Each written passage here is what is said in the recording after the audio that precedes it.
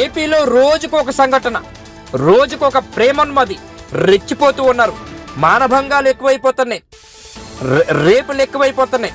ఇందులో భాగంగా విశాఖ జిల్లా గాజువాక ప్రాంతంలోని ప్రేమించలేదని బాలచెరువు సమీపంలో ఉన్నటువంటి పెదగంట్యాడ దగ్గరలో ఉన్న బీసీ రోడ్లో ఒక యువతి డెంకాడ మేఘన అనే యువతి జమ్మూ కాశ్మీర్కి చెందిన నీరజ శర్మ అనే యువకుడు ఆ మేఘన ప్రేమించలేదని ఆ యువకుడు ఇనపరాడుతో దాడి చేయడం జరిగింది. ఆమె గత కొన్ని మాసాలుగా అతను పట్టించుకోకపోవటము, అలాగే మేఘన నుంచి రెస్పాన్స్ లేకపోవటము, మేఘన ఇంతవరకే ఈ యువకుడి పైన శర్మ అనే యువకుడి పైన కంప్లైంట్ ఇవ్వడం జరిగింది న్యూపోర్ట్ పోలీస్ స్టేషన్ లో. అయినా సరే ఆ రోజు పోలీసులు హెచ్చరిక జారీ చేసి బైండ్ ఓవర్ కూడా రాశారని తెలుస్తూ ఉన్నది.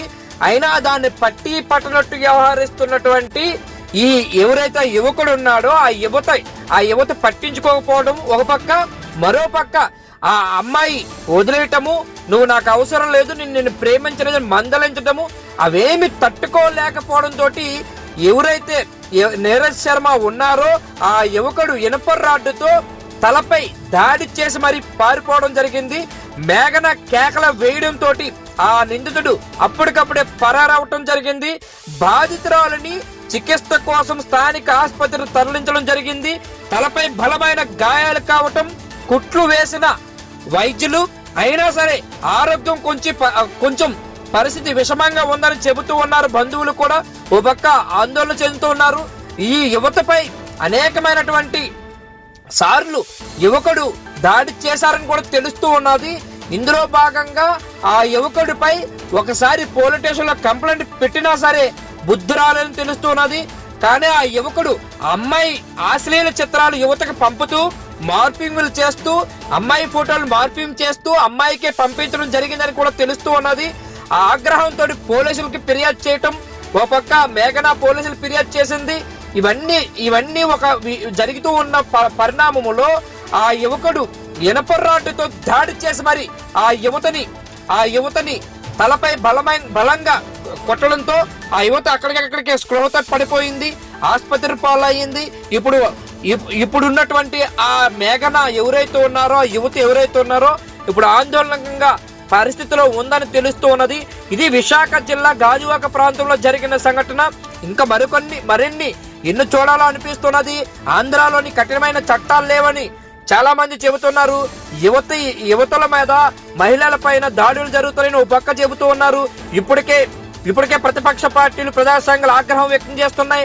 ఇప్పటికీ ప్రభుత్వం వచ్చి 5 నెలల్లోనే 100 దాడులు జరిగాయి, 100 రేపులు జరిగాయి, మానభంగాలు జరిగాయి, అనేకమైన దాడులు జరుగుతూ ఉన్నాయి.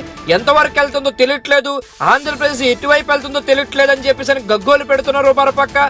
ఇది ఈ రోజు జరిగినటువంటి సంఘటన గాజువాక ప్రాంతంలో జరిగింది. ఇది power studio, Hyderabad. Psycho person లాగా తయారయ్యి మొత్తం ఒకసారి మేము ఆల్రెడీ 2 సార్లు కంప్లైంట్ ఇచ్చాం, పోలీస్ కంప్లైంట్ ఇచ్చాం.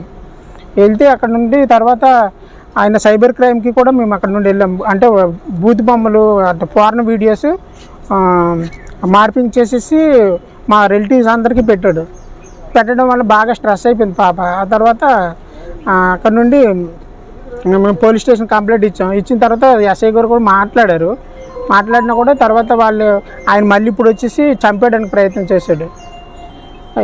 మొత్తం అంతకుముందు పరిచయం ఉందండి, లవ్ చేస్తానని చెప్పేసి హరాస్మెంట్ చేశాడు. తనైతే నేను లవ్ చేయను నువ్వు అని చెప్పిన తర్వాత కూడా ఆయన ఇబ్బంది పెడుతూ బూత్ బొమ్మలు అన్నీ అందరికీ రిలేటివ్స్ అందరికీ పంపించి ఇబ్బంది పెట్టి హరాస్మెంట్ చేశారండి.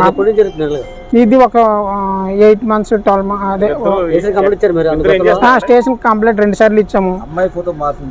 మార్పింగ్ చేసి అంటే పోర్న్ వీడియోస్ ఉంటాయి కదా, అందులో తను వేరే వాళ్ళతో ఇచ్చేస్తున్నట్టు అలా కూడా పెట్టాడు సార్. ఈ రోజు ఏం జరిగింది?